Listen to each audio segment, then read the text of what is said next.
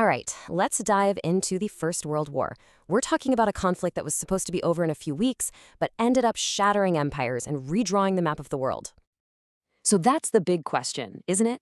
In the summer of 1914, everyone was expecting a quick, decisive war. So what went so terribly wrong?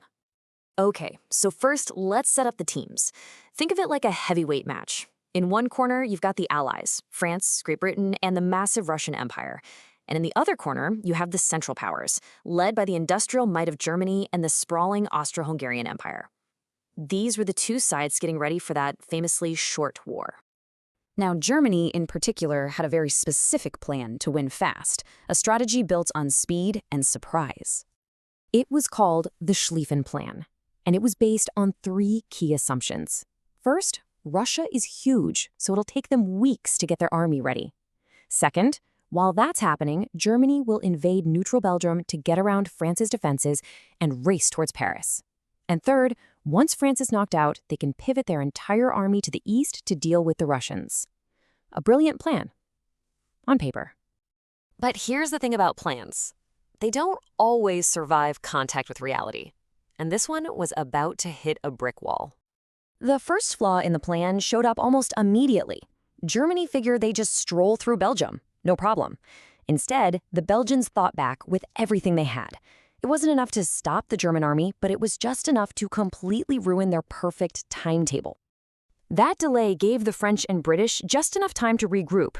In a desperate battle near the Marne River, right on the doorstep of Paris, the Allies launched a massive counterattack that stopped the German advance cold. The forward push was over, and since neither side could advance, they did the only thing they could to survive. They started to dig. And this is where we get the defining image of the entire war. The trenches. The war of movement was officially over. Millions of soldiers found themselves stuck in ditches, facing each other across a no-man's land. The goal wasn't to outmaneuver the enemy anymore, it was simply to grind them down in a horrifying war of attrition. It became less about tactics and more about which side could afford to lose the most men. A complete and terrible stalemate. The next 2 years, 1915 and 1916, were all about this deadlock. Because the war on land was stuck, everyone looked for other ways to win. The Allies used their navy to set up a blockade, trying to starve the Central Powers. Germany fired back with a terrifying new weapon, the submarine, sinking supply ships. All the while on the front lines, they kept launching these useless offensives like a Verdun, which cost hundreds of thousands of lives just to gain a few feet of mud. And then came 1917, the year everything changed. The deadlock was about to be broken by events happening thousands of miles away from the trenches. But to really understand what's next, you have to feel the mood in 1917.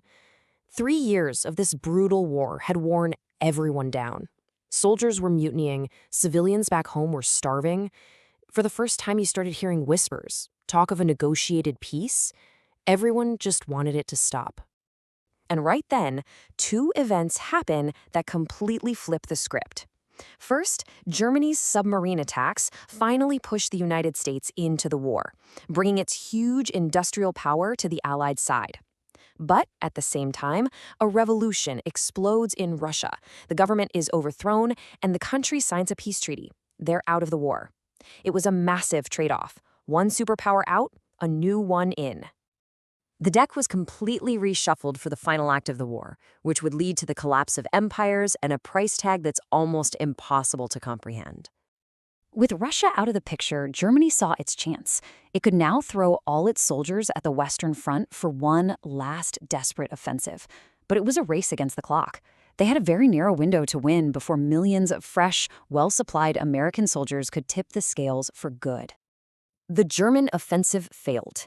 And with American troops pouring in, the Allied counterattack became unstoppable. The collapse of the Central Powers was sudden and total. Bulgaria surrendered in September, followed by the Ottoman Empire in October, then Austria-Hungary in early November. Finally, at 11 a.m. on November 11, 1918, Germany signed the armistice. The war was over. The fighting stopped. Silence fell over the front. But the end of the war was only the beginning of coming to terms with its staggering cost. The human toll is almost unbelievable. 9 million soldiers were killed. 9 million.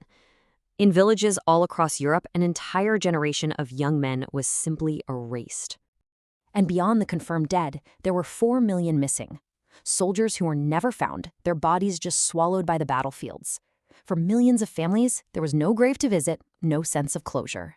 Just a permanent, painful void. And the devastation wasn't just human. Entire regions of Europe were turned into toxic wastelands. Financially, the continent was bankrupt. The winning countries were crushed by debt, and the losing countries were in ruins. This economic chaos would go on to haunt the world for decades. But in the middle of all this devastation, there was an unexpected consequence. While Europe's economies were burning, other countries were building. The constant demand for weapons, food, and materials created a huge economic boom for countries far from the fighting.